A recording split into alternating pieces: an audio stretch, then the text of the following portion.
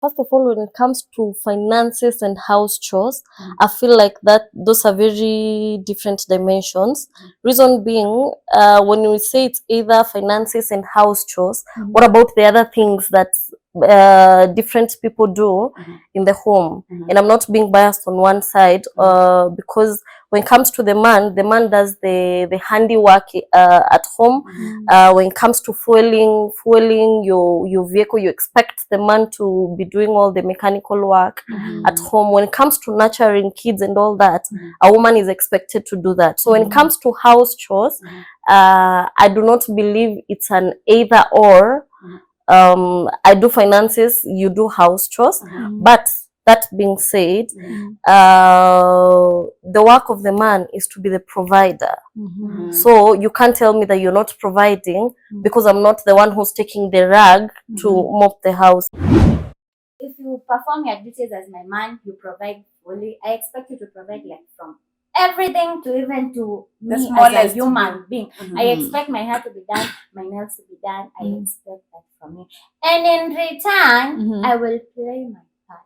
I will take care of you as my man. I will take care of the house. I will nurture your kids. I will cook for you. I will massage you. I will do all that.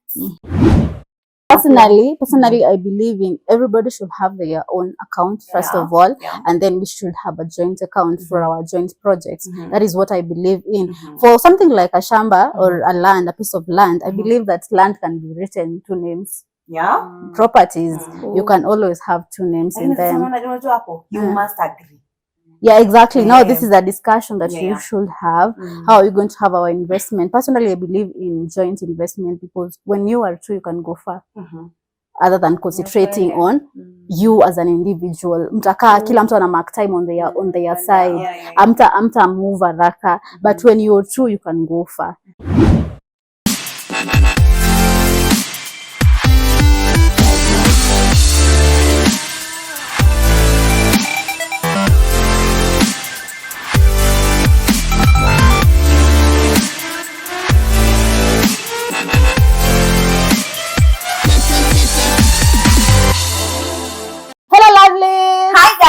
I am Ombo Mbutia. And I'm Paula K. Welcome back to yet another beautiful episode by the Triple S, aka the Sweet, Soulful and Spicy channel. Yes, we are very excited today. Very excited for the subscribers. Thank you so much for subscribing to our channel. And we also hope that we'll keep on sharing to people, your friends, every other person near you. Keep on sharing so that they can also subscribe.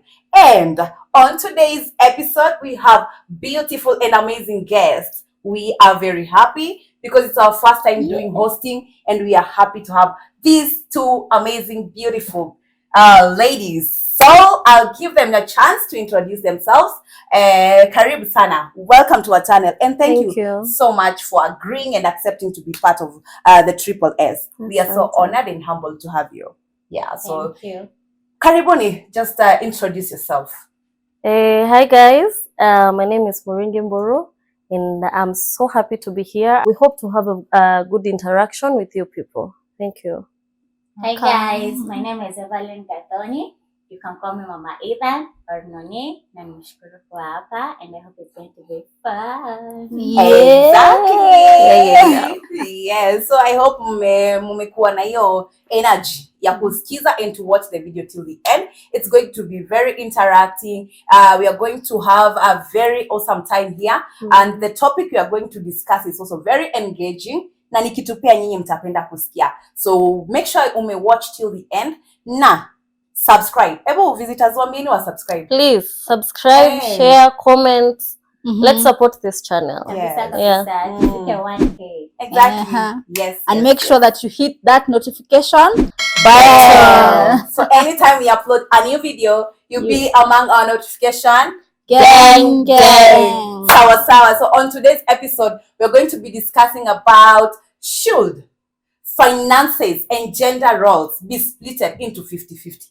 Yes. Should it be a 50-50 affair? Ama ni mtu na or you provide 100 and I also do my roles 100? Wacha sasa tujue where each and every person stands. Should it be 50-50 in finances, in gender roles? So karibuni sana. Yes. So Beth, tell us what you think. I think finances should not be splitted 50-50 because a woman and a man, we are talking about a heterosexual relationship now, yeah? A woman and a man both have different roles in a home. And so when it comes to finances, I feel like it lies mostly on the man, and so the man should have the upper hand when it comes to finances. But that being said, if people have a mutual agreement of doing 50-50, then that cannot be refuted either. No, because you're almost entering that phase of marriage. What are maybe your expectations when it comes to finances? Una expect usaidiwe kazi na wewe usaidie kulipa bills, ama una expect ya foot bills zote, then you're there with the house chores? What are your expectations? First of all, when it comes to finances and house chores, I feel like that those are very different dimensions. Reason being, when we say it's either finances and house chores, what about the other things that different people do in the home? And I'm not being biased on one side, because when it comes to the man does the handiwork at home. When it comes to fueling your vehicle, you expect the man to be doing all the mechanical work at home. When it comes to nurturing kids and all that, a woman is expected to do that. So when it comes to house chores, I do not believe it's an either or. I do finances, you do house chores. But that being said, the work of the man is to be the provider. So you can't tell me that you're not providing because I'm not the one who's taking the rag to mop the house, yeah? So house chores can be talked about. That being said, I'm not saying that I will not wash the house because, I'm expecting a man to come and wash the house. That's something you can, sit down with your partner and talk. Different homes have different cultures when it comes to chores. But when it comes to finances, there is no in between. A man provides, then let's figure out about the other things. So for finances is where you draw the line. Basically, you're the man, you're the provider.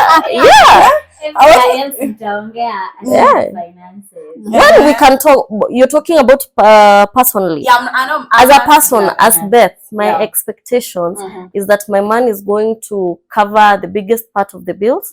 Then I'm gonna help out. For sure. I'll help out. So to you, and I am seeing you're confirming maybe this. Let Noni say what her perspective is first. My perspective, I expect as a man to be the provider.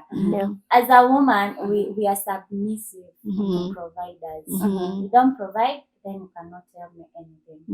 I'm expecting all the bills are paid. Wait, me hadi token itaisha, I'll be like, baby, token imeisha. I know. Complain. But they're telling me, kwani una pesa? It should be, if I had that money, or if I wanted to pay that token bill, single call.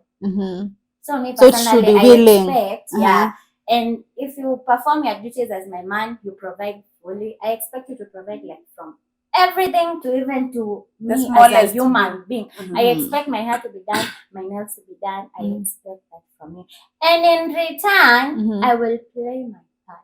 I will take care of you as my man. I will take care of the house. I will nurture your kids. I will cook for you. I will massage you. I will do all that. So can we say, is that 50-50? No, it's not 100. Not 50-50. It's 100-0. No, in terms of finances, it is 100-0. Oh, exactly. When it comes to the other chores, it's also 100, 0 on the other side. I am doing so it's my 100. Yeah. And he's doing his role 100%. So it's 100. So we are meeting at the same level. 100. Okay. There's no way in a house you can be 50-50 with a woman. I always say this. If it's 50-50, how about help me carry my pregnancy? Nikienda labor, feel my pain. Nikizaa, like I expect you to have the kid. Hold the kid. Mpe maziwa. Because you're also footing a bill. Yeah, you pay. That is where a man comes in. You pay my bill, I go to the house, I do whatever. Then I come back, I continue. Because clearly men even cannot do these things. They cannot take care of kids. Especially a young baby. What is yours, Somboy? Personally, personally, I have different views with Beth and Noni. For me, it is whatever serves at that moment. May it be 80-20 at that moment. I don't care. At that moment, what is the situation at that moment? What are the circumstances at that moment? What is happening at that particular moment is what is going to dictate how are we going to weigh it. There's sometimes I might be an 80 when it comes to finances, and he's at 20 at that time, and I'm okay with that.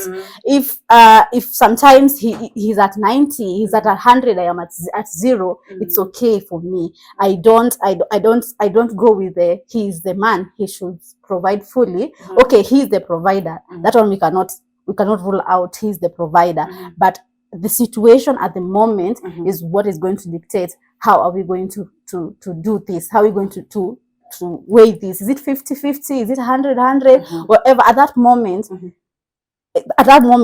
I believe at that moment is what is going to dictate for me. How am I going to do it? Okay. Yeah. Can I say something about that? I feel like wherever you are, you only reach there after you've established a standard. Because from what I've heard you saying, first of all, when we are entering into a relationship, we are starting this. I'm expecting you to be the provider. But now when you get somewhere, I think even Noni, you cannot get to a place where now your husband has lost his job and I'm still expecting you to, provide. But at the end of the day, do you believe that the man is the provider? The belief is the man is the provider. That cannot be ruled out even from the Bible. We know men are there to provide. That is their duty. But I am not ruling out the fact that as a woman, when I am in a position I need to get in, I need to chip in. I don't believe. I am saying, for me, I believe the financial state of our home at that moment is what is going to dictate how we're going to do it at that moment. Okay. Yeah. Okay. Personally, I was at that point where I saw it as the man is the provider. That only can't rule out. And then here I come. I'm a helper. I'm a helper. Exactly. So at first, I had the idea of also helping the man do the finances. Lakini kidogo tukirudi hapa kwa roles najipata maybe me or another woman or another wife somewhere umesaidia pale kwa bills, but when it comes to these other roles you are not getting the help from the man now. So hapo sasa mtapatania wapi? Kwa sababu mimi nilikusaidia, we paid the bills together, we maybe splitted, tukasema utalipa maji nitalipa stima. Now when it comes to the house, basi hata mimi I expect vile nilikusaidia tu pale tusaidiane hapa you see for me that is why I said for me there is no policy about 50-50, nothing like that for me at that particular moment. As I said, what dictates for me is at that moment, are you able to help me? Why shouldn't you help me? Are you in a position to help me with this and that? Why shouldn't you help me?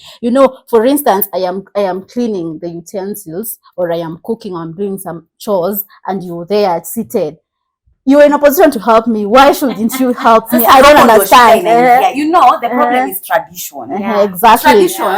Traditionally, men are not supposed to do house chores. But now, at this time and at this era, you find women are working. Kitambo, women could stay at home and do the nurturing, do the cleaning, do the house chores. But now you see, women are now going out to work. We are now having career women.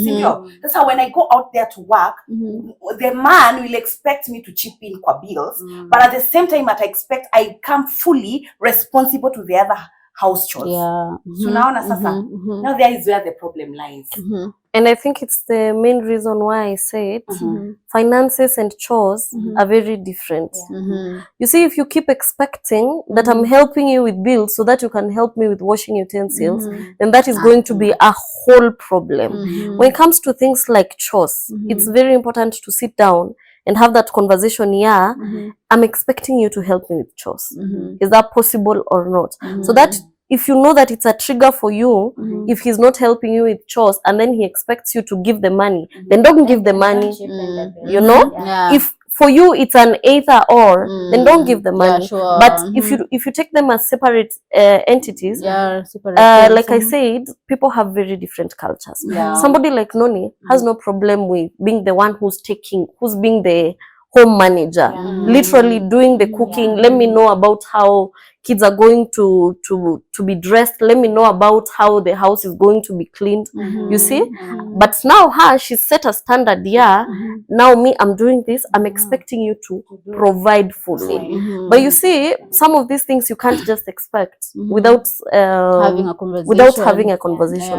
And the same way you have different views about these things, you're also dating men that have different views. Exactly. Your man might not have a problem with doing the utensils, but Pauline's man would look at her and think, what the hell is wrong with you? How do you expect me to cook? You know, and now if you're expecting him to help you with cooking because you helped him with the bills, then now it becomes a whole problem, because there starts being issues about you're disrespectful, you're not doing your role as a woman. But then if you bring up that story, you know, she also helped you with bills. So why are you not helping? So like, handle them.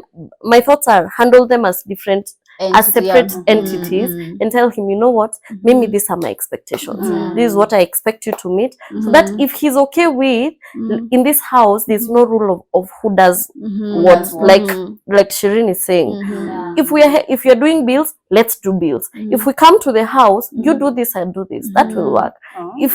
If setting standards in your house is what will work, then do that. I think let me just add some point there. Like, I can categorize men into categories. There's the cultural, typical African traditional man. This one will watch tea boil imwagike, he cannot get to the kitchen and start kutoa hiyo maziwa, anatoa chai inamwagika. And there's this other one will be like, babe, I think I'm going to cook for you today. So these two different men, you will treat them differently. Exactly. No, I think that is you will treat them differently. So that is where you come in as a woman and learn the kind of man you are, and put him in his position as you put yourself in your position. So for this typical African man, the one who live and drop socks, the one will leave a cup anywhere. You see, but I think that kind of man, typically, he's also egocentric. He's a provider. So he knows that I'll leave everything because at the end of the day, this is what you do. So because you know that as a woman and you know your man, you do your role. And there's this other one who is like cleaning even after you. Amepata sijui umeacha nini akachukua. So see, this other man ni mwenye hata wewe you are like, token imeisha, you are like, you can pay because you know eventually hata bwana wako akikuja anaweza kusurprise akwambia, bibi acha nipike leo, bibi acha nioshe, bibi hapo utasikia uchungu. That's more of, I think, westernized modern man. But I think this is a discussion you should have before you get married, because this is when you know what kind of a man do I have, what policies, or what kind of man is he. Is he a traditional man, or is he a modern man? And knowing that helps you to kujiplace wenye tu Noni amesema, unakaa kwa hiyo position yako. I am having a traditional man. This and this is what I expect from him, and this is the gray line. He can't pass. He cannot do this. I know my man cannot cook at all. You know, I know my man cannot wash the utensils from the first step, from the first day getting into that marriage. You already know this my man cannot do. So you will not even feel bad when he doesn't do it because you need from the first word go. And your man knows that my woman cannot get beyond this. She cannot provide. She cannot pay the bills. I know when my woman is anywhere and she needs any financial help, like Noni is saying, I need tokens. Zimeisha, babe, tuma za token. Hata kama ako mbali ako wapi, hiyo ni kazi yake, wacha provide. Na wewe usitake your position, uingie kwa your position as the woman trying to provide, because probably he will not feel good you taking that position. Sawa. So Beth, so tunasema pesa yangu ni yangu na yako ni yetu, si ndio? Yeah, I will only help when necessary. When need be. I mean, maybe this man is not in the house. My kids are hata sitakosa kuwapikia. Probably my husband is not there. Maybe nimemcall atapik. So hatutalala nje. I will when need be. If I need something, actually a woman is nurture. I will buy anything that is feminine in the house. And that is still helping. True. 100%. And it's rare to see men going shopping for curtains and masufuria and every other thing.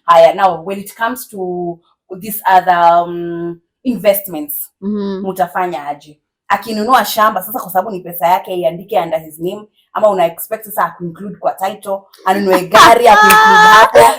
You expect that because these are the alafu you saw this, they said mtu atakuwa akichoka na kitu alinunua. Sasa tutafanya aje? Anunue shamba, aiweke kwa jina yake, anunue nini yote vitu zake, because now he's a provider and he's always dealing with major investments. Akizinunua aziweke kwa jina yake. Just hapo it involves if that is growing together. You can settle. Umeamua this is the man I want to stay with. This is the woman I want to stay with. It is growing yourself together. We want to buy land. You will have you also. You know, hata kama we are saying we are stay-at-home wife, we are working from home. We are saving money. We want to grow ourselves. That is kukaa tu hapo. That is why you come in pamoja as a couple. You decide we want to buy land. So leta yako ni leta yako. Now the same inaapia kwa documents and the deeds. What about you, Beth? What do you think? Personally, I don't know. I think it's because there has been so many divorces. I do not believe in having joint property. Right? I believe if we are buying land, let's do this. If we are buying land yenye itakuwa under your name, you're the one who's going to contribute more. Then let's buy another land where I contribute more, support me, iandikwe jina yangu. Wow. What's the difference? But you see, at this time, unaweza kuwa huna all that money. And that is why you've contributed more, but I'm supporting you because we are together. Right? And now feel kama sasa the other shamba you're buying or the other piece of land you're buying, hizo pesa sasa you could have been building on this one that you bought. Kama tunafanya hivyo, not unless ni tunajenga nyumba yetu. Then that one can be joined. Because at the end of the day, it's a marriage, it's going to involve children. Hata kama kuna mtu mwenye na inherit, ni watoto. You know? Historia, I think it's because I've seen people do divorces, and now they're arguing about who's gonna take the TV, who's gonna take the fridge, who's gonna take the, you know? Vitu kama hizo. So I feel like when it comes to investments, just on something. I mean, just on something. Because especially, I'm saying this because of the women. Because I've seen women get out with nothing. Literally, you've been married, mnaachana na mzee wako. It's not even it's not even your husband. Watu wao wanakuja wakwambia leta vitu za nini? Leta vitu za peke yake. Na wengine wanakuambia wachana na watoto wetu. So when it comes to especially big investments, at least have something in your name, have something in the husband's name. If it is a vehicle, let's jua hii gari yenye tunanunua sahi hii ni ya mzee. You see that way, hata kama usikose kumsupport. It's very good to be supportive, but it's clear hii gari si yangu. When we are buying another vehicle, now we know hii gari yenye tunanunua next hii ni yangu. That way hata kama wacha hata story ya kuseparate, because you see when both of you are feeling like you have joint ownership, then you feel wewe unataka kwenda salon na mabishte wako, na unataka kwenda na yeye anataka kwenda sijui wapi and his boys, so who gets the vehicle? Akipush achukue the vehicle ende nayo, you're like, but why are you owning it that much? Si tulitoa 50-50. You see, but when it's clear gari ni yake, when it's there, you can take.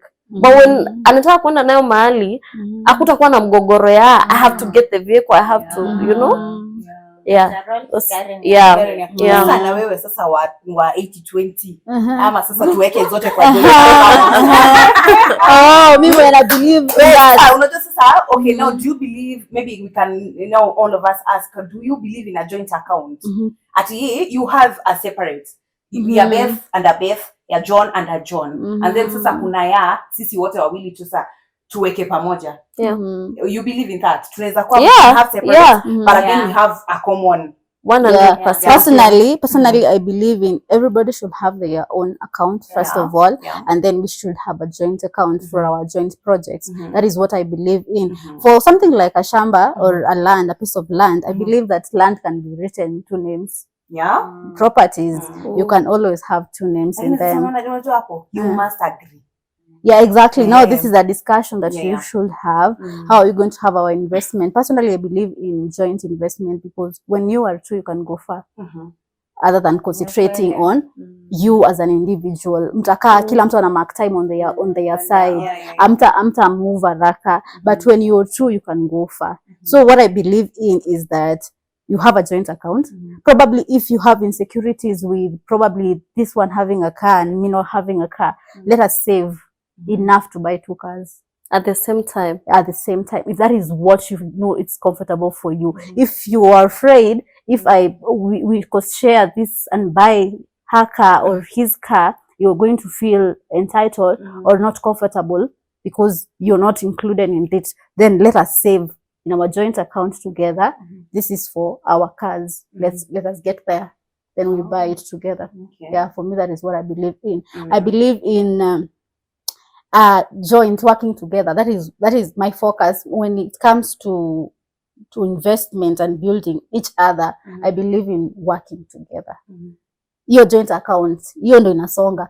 Personal account ni just personal miscellaneous, the small expense that you might have as a person. Probably I'm going to meet Beth, I'm going to meet Eva, and I don't want to include my husband in such expenses. That is where I have my joint account. I want to buy my makeup and I don't want to include him in this. So that is where my personal account comes in, but not my personal account to buy my car. Not my personal account to buy my own shamba. No, I believe that let's come together. Let's come with a joint account. Let us buy that land. Let us come together. Let us buy that car. Yeah, that's what I believe in. That is your own perspective. Yeah. That's how, no, when it's I have Exactly. Pole. I have a question. So kwa hiyo joint account, mnaweka 50-50? Apana. percentage gani by the way ndo Let me tell you, for me, by the way, for me, the way I believe in, what I believe in is for me, love comes beyond everything else.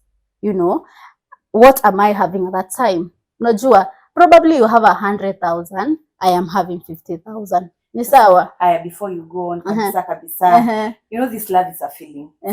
Kwani watu wana divorce? Sababu love inafika mahali inaisha. Ni sawa. Ikiisha, huyu mtu ataconsider hiyo siku nilichoanga. Unajua kitu moja, I go with my present time.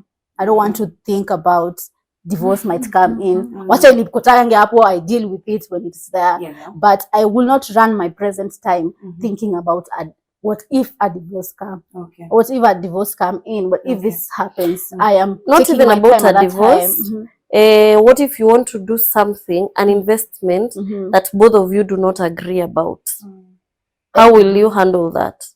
Now that is difficult because I don't understand how I am going to run an investment that my partner is not comfortable with. No, it might be the other way around. He wants an investment that you're not comfortable about. How do you deal with that? Joint from your joint account. I mean, it's our account. Oh, it's our account, exactly. Yeah. Exactly. And this is where the discussion comes in. I know my husband's plan and dreams and goals and objectives. I know the things that you go with his. Wait about wait a minute. Wait a minute. This is where joint account comes in. Tumeweka pesa at a joint account.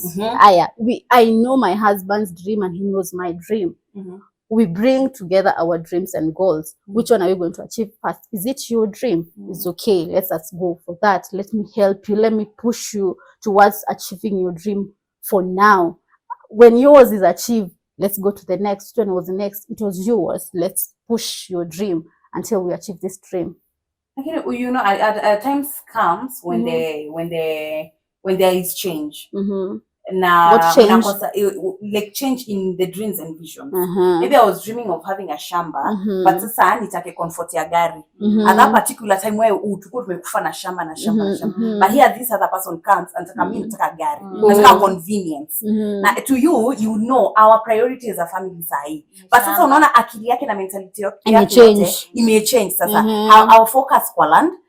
Focus kwa hizo vitu zenye mko umesema mta prioritize kwanza. Now he really needs a car because maybe it's kwanza nini zake tu. Now he needs a car and he really needs it. Sasa mtoto wa pesa mta decide and you're not seeing the sense. Yeah. This is all about discussion. I don't understand how you can be with your partner and you are not coming to one mwezi settle. Kwanza kwa hizi vitu kubwa like dreams and visions and investment, why would you not settle with your husband about an investment? Because people are different. People have priority changes. And if it changes for them, they should help me understand why has it changed. What if for they you? help you understand? What if they help you? Yes, ina depend kama hata mimi naona sense. Na kama sioni sense nitamwambia, and I think hapo tutaachana na hiyo wherever that is, because we need to come at a common ground. But you see, I feel anakanyago because we are putting money there for some of those things. This is where si umeweka pesa mko target yenyewe, hiyo pesa mnaweka. Sasa mbona mtu akuje na other different things about this money? And initially when you're putting this money, you already had plans for this money. So msiana anawasabotage at that time. And sabotage plans zenyu, of which I don't feel is comfortable. For a joint account, I can work with it, but my goal with that joint account will be tumepatana a joint account wasome. That is a ground that hatutawahi bishana. Tumesema hii account ni ya watoto. Lakini mwezi ka joint account anything else apart from when it comes to hizo hata staki joint account, tupatane at the same ground. Tunataka gari mpya, sawa. Toa hii ni toe hii. I think I also share the same sentiments because I feel like when it comes to money, mnaweza kosania kitu kidogo sana. People are very different, very very different. Your personality is very different from that of your husband. And so hata wewe unaweza change your mind right now because whatever business maybe you were doing 1 year ago, umefika this year and you're thinking, you know what, I don't think this is giving anymore. So I think I need to start selling tables. And now your husband is thinking, what do you mean? What do you mean by tables? No, we can't do tables. Sasa wewe utaanza kufeel, but we've been saving up because we need to do an investment so that we can start a business or whatever.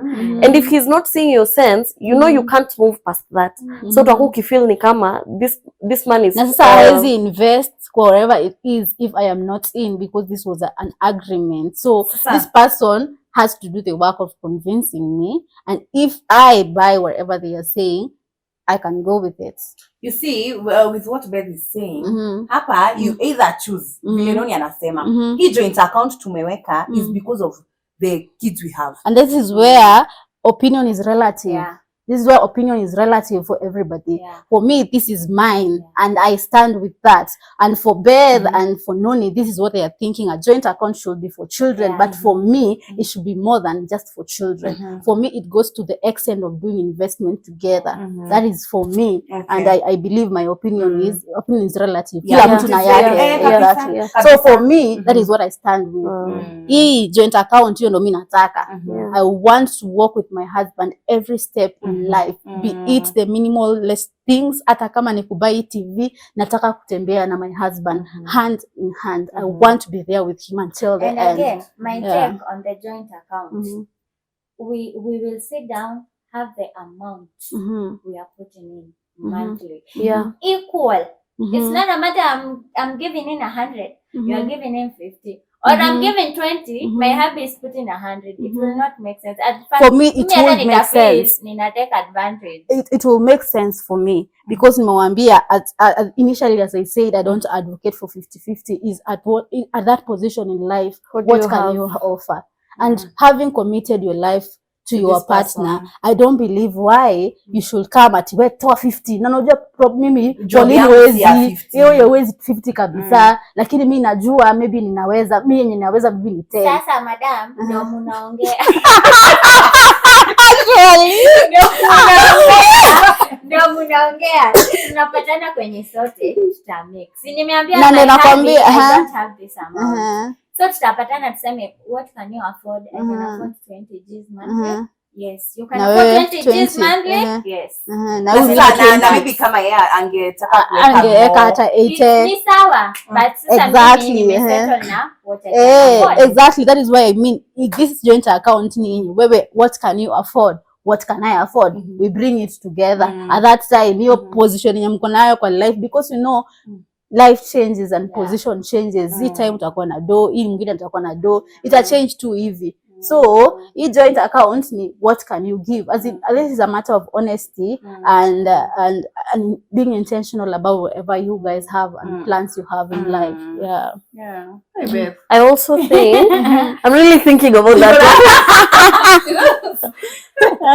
I also think whatever you're planning on doing with that money should be very clear. Exactly. Should be very clear. If it is investment, then also especially for your case, because you see, you can't really quantify what you're giving or what he's giving, right?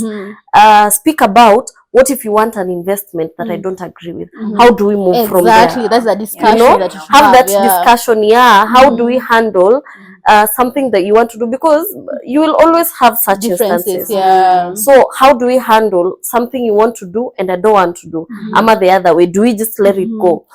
As in, have those conversations. Ndio isifike mahali. I've seen people do that. It gets to a place they're like, you know what, you want to keep the money, just keep the money. I'm done. I have a friend of mine that was married. They did a joint account. This one came with their money. This other one came with their money. Then got to a place, the lady started realizing this is the kind of man mwenye you just can't pata pesa kutoka kwake vile unataka. And now this man is managing that joint account. So how do you deal with that? You see, it puts you as a woman in a very bad position because you're feeling like, so this man can make decisions about what to do with the money. Anakuja anakwambia, so bad. By the way, nilifanya kitu fulani na pesa yetu. You see? So bad.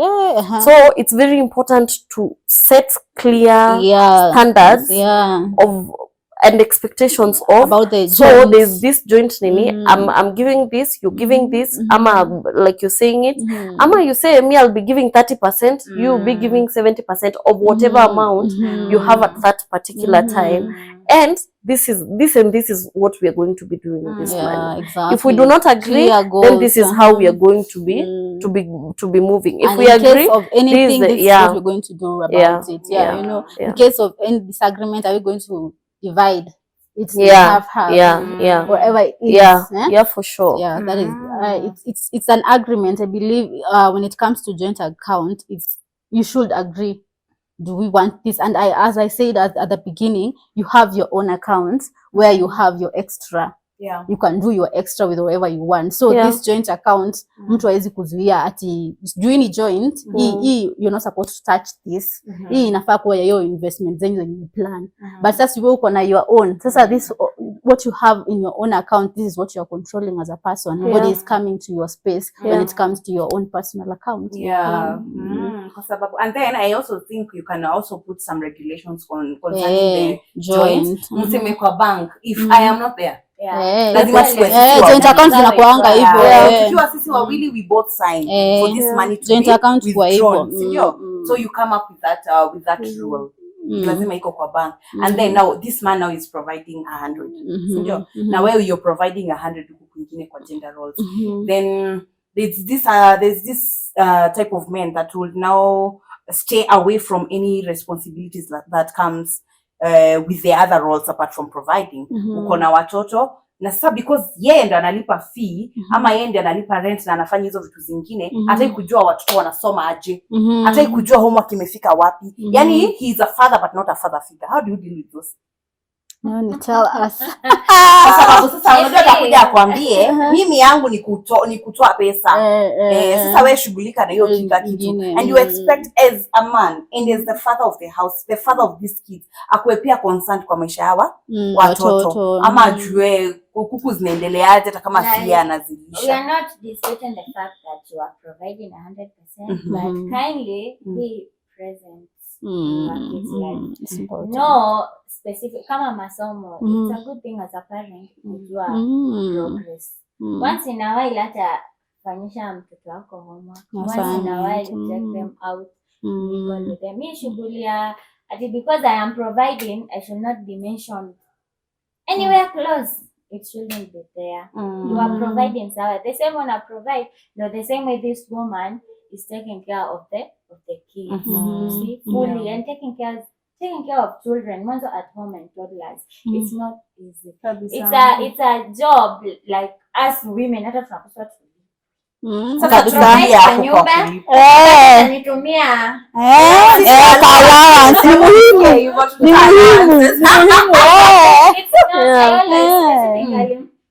Me waambia my hubby, you think you can stay with these kids even one day for just a complete day? In fact, there is a day nilimwacha with my 3-year-old and nilikuwa nina rush home then back and then I called the phone. I asked him, Ethan how is he doing? And he's like, I go home. Nani uko hapi? Niko nje. Mtoto kwa na son. You see? Ashaleta sister yake. Like you see, that should tell you that taking care of kids. It's not an easy task. Hata yake amua kukuspoil hapo. Like some other day I decide kunipikia breakfast, LOL, and it took him 1 hour and was like, na mavyo mmechoka kungoja.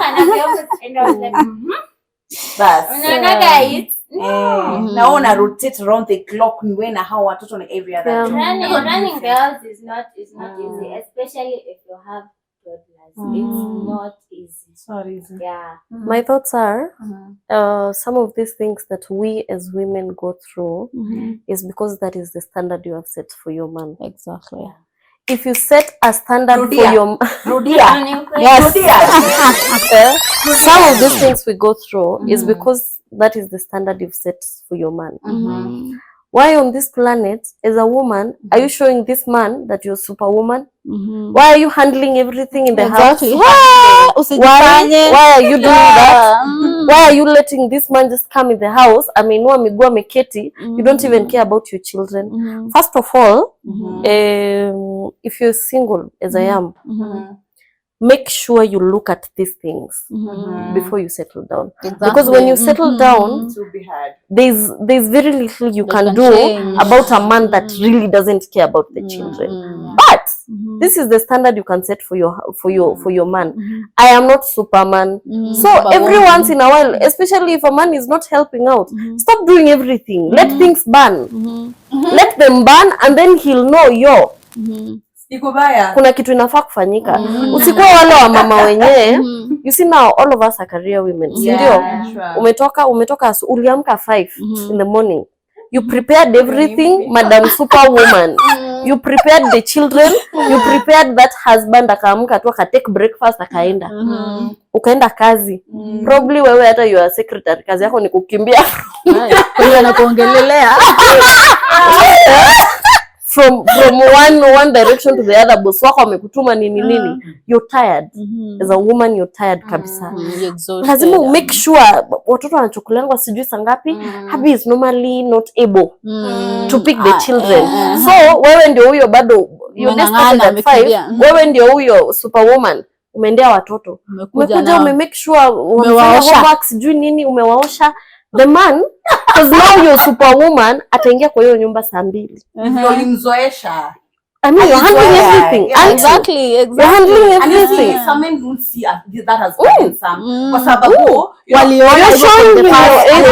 there's a grace women walipewa hata kama umechoka hauonyeshi. Because unaona at the end of the day huna help.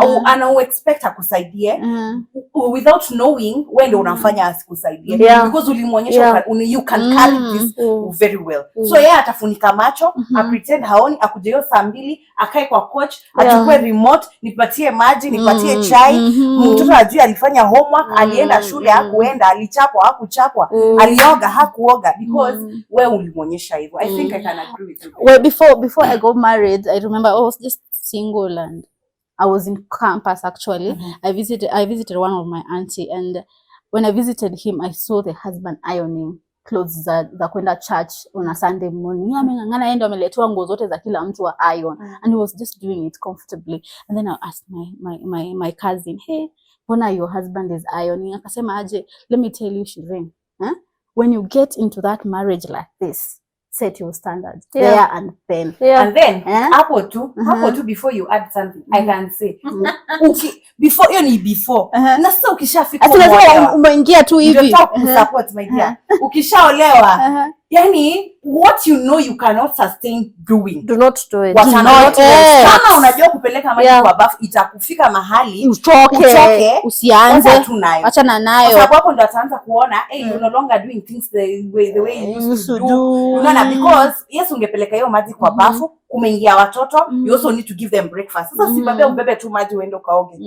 Unaona, but because ulianza hiyo, mimi nitakutoleanga nguo, mimi nitakuayoniaga, mimi nitakupelekeaga maji. Yani whatever you know you can keep on doing. Enye haitakulemea watoto wakiingia. That one. And that is why that is the point where about superwoman. From the beginning, don't show this man that you are a superwoman. Don't show him that you can handle everything. Kuwa na hiyo gray line, I can do this, there is much that I can do and there is a lot that I cannot do.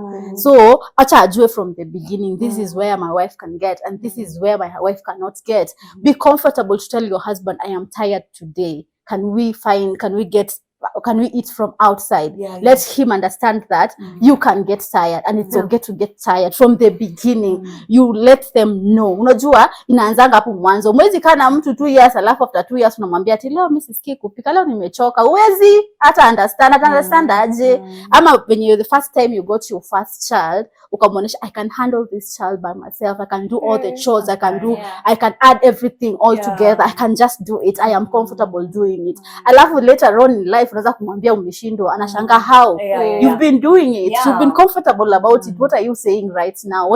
Why are you changing right now? Nani amekubadilisha? Atakuwa like kodi mmeenda kuona nani akakuchange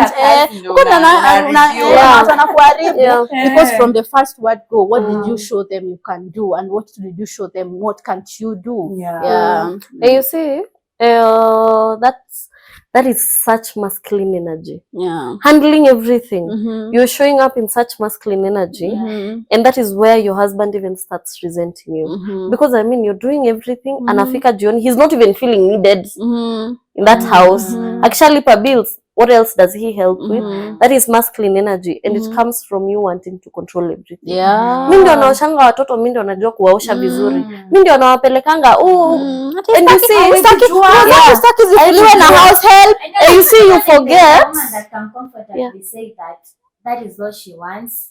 Women actually do that. Your man has blessed you. No, that's really.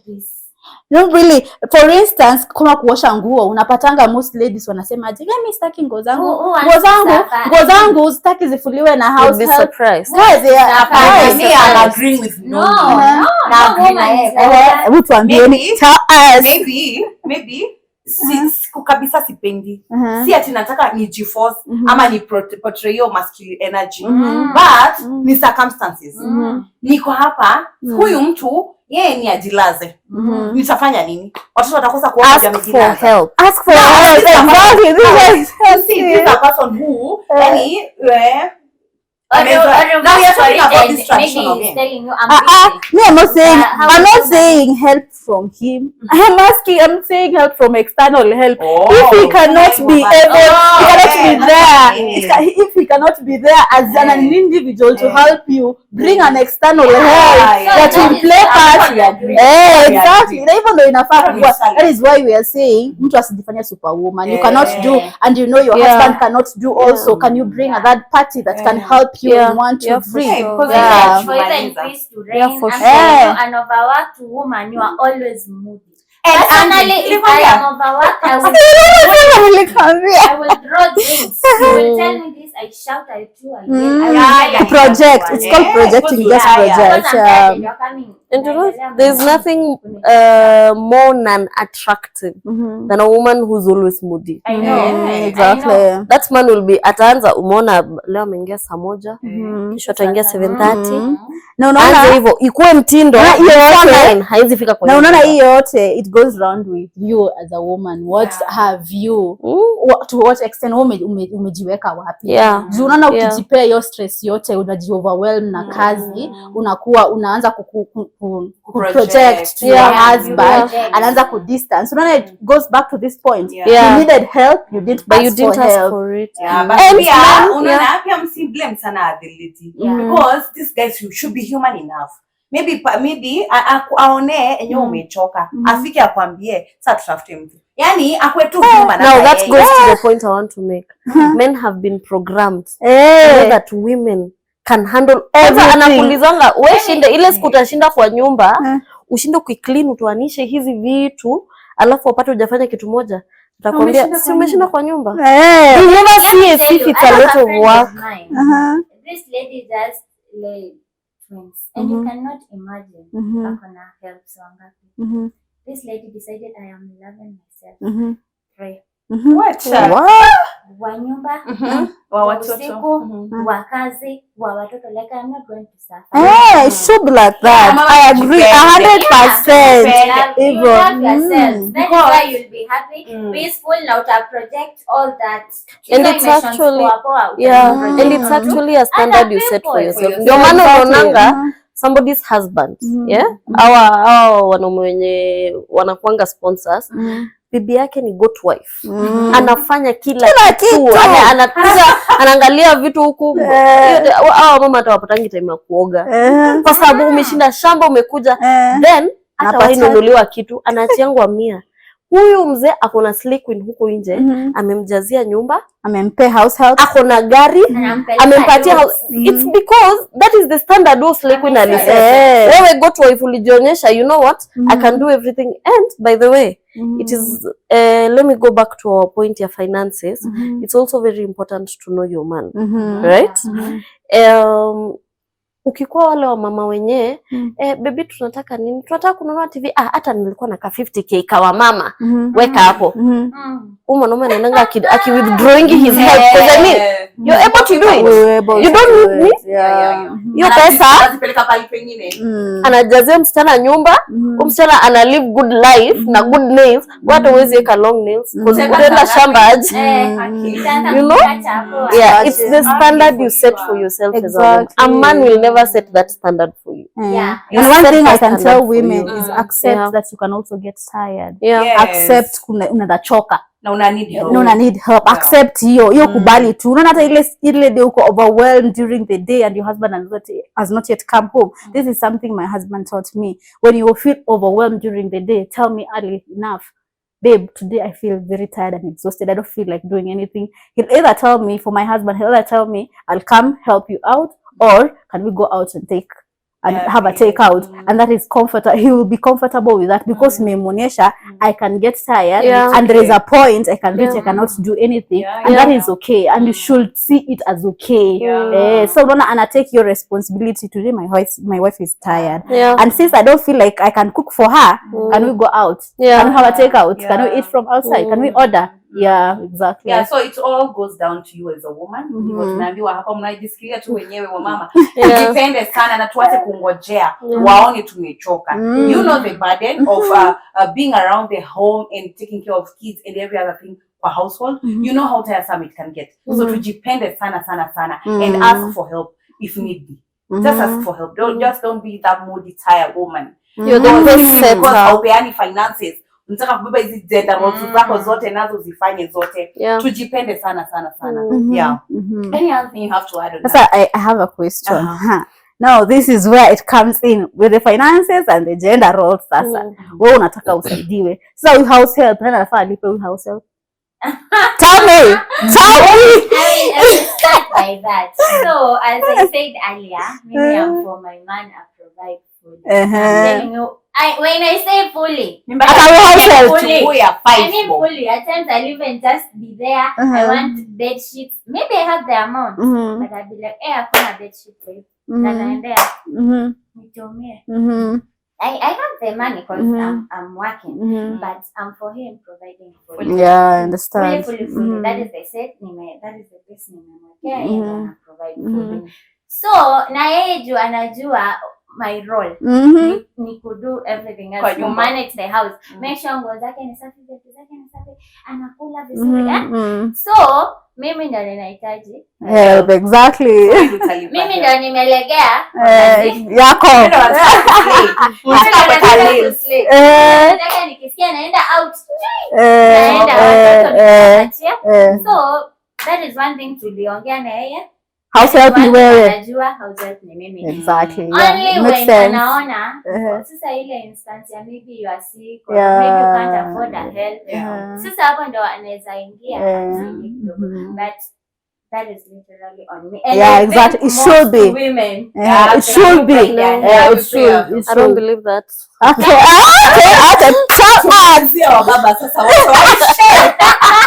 First of all, I believe that I believe in 100%. I think I'm of a very different opinion because first of all, when it comes to chores, I do not expect me to be the one doing everything. So if there is need for help, we need help, not me. Okay. So I'm not a 100%. I'm not a 100% provision. That's not what I said. I said I expect the man to be the provider, which means he pays the major amount of bills here, but I'll also be helping out. Secondly, do not forget that I am a career woman, which means I am working. Nikikuja kwa hiyo nyumba ninakupikia. I believe in cooking for my husband and serving my husband, taking care of ensuring children are okay. Kuangalia watoto not by myself. Me and my husband, we both have that responsibility. But when it comes to serving my husband, things that his personal effects zenye zinamhusu yeye mwenyewe, I believe that that's my responsibility. Yeah. That being said, the help comes in ku clean nyumba. The help comes in kuosha vyombo. So who should pay for this help? My husband. But it's something we sit down and I will not enforce that bill on him. But I can't put it as a standard. It's the woman who's supposed to pay because you're being helped. Because I expect help from my husband. If we do not need help in this house, that means that you're going to be helping me out with some things. Okay. So, this is interesting. So, you don't advocate for 100% provision from the man? Yes. You are saying you can chip in, you can come in, but it's willingly. Yeah. You're coming in willingly. So for your man, when it comes to responsibility in the house, how do you want him to do? What do you want him to do? Should he come willingly? I think that's something we are going to sit and talk. At the end of the day, if a man cannot help out with chores, you cannot enforce chores on a man. Because first of all, from the word go, kazi ya nyumba ni ya mwanamke. I cannot 100%. Be mad, and I think there's something like that I had said. We cannot stay in a dirty house because I expect my husband to wash and now he's not washing. Yeah, true, 100%. But I will communicate. We talked about being superwoman. I will communicate to my husband, I expect you to help me in one way or the other. And I'm telling you, when you set a certain standard and without forcefully asking for something, I think you've all seen your men helping you out. Hata kama si yo kupika like her husband cannot do, there's probably something he can do. Yeah, sure. If you do not forcefully put it on him, just communicate, I expect help hapa na hapa na hapa. Aya. Also, in that same point, there are things me as a woman, because of who I am, and because of the standard yenye nimefika. So unajua kuna pahali kwenye God akikufikisha, you can't keep pulling yourself down. Mimi, I don't think any man expects to marry me and tell me to bend down and wash his jeans. So, in all honesty, in that house, we need help with laundry. We need help with the things zenye I'm not around to be doing. Yeah, if I am I'm not a career woman, I am a stay at home, raise children, don't do anything, don't bring any money, then in all honesty, how do you start telling your man, I can't wash the house, I just want to be putting my legs on top of the couch all day? You see, if there's really nothing else, nothing whatsoever you're doing, unaweza jipanga. So it goes back to, if I am being helped financially, if you're helping financially, you should be helped with chores too. As in not I should be. It is not a must. It's something I'm sitting down with my husband and I'm telling him, I want you to help me. I'm not forcefully putting that on you. I'd love for you to help me in 1, 2, 3. Then he can tell you how he's able to stretch. He can tell you, every once in a while I can help you cook. I can't wash utensils, that I can't do. But if it is spread the bed on that side, I spread the bed on this side, maybe I can do. So you'll speak about the things that he can help you. Zile vitu yenye ata clearly anaona, my wife does not have time to be getting to the house, to be dusting the walls, and you see the basic things that house helps does. Then he can help you with that bill as well. But it is something you sit down and have a conversation with your husband. Yeah. Okay. That's my belief. Sawa, we have exhausted whatever we had, and we believe you've learned something. But the key thing here that nimepata kwa hii conversation is before you settle down, just have this money discussions. As much as they seem heavy or as much as they seem to be a hard discussion, just ensure that you have these hard discussions. Because huko mbele ukienda na unajipata unataka you had this expectation your man to do everything, and then pia yeye alikuwa an expectation will come in handy and assist in one way or another in the finances. Maybe pia alikuwa unamtegemea atakusaidia hapa na pale kwenye nyumba, then he alikuja akijua kitu yote inahusiana na nyumba sifanyi. So have these hard conversations before you settle, ndio mkisettle ikuwe rahisi. Thank you so much to our guests for gracing our episode, and we believe you as our fans will enjoy. That's it for today. So it's a wrap. Bye bye guys. Bye.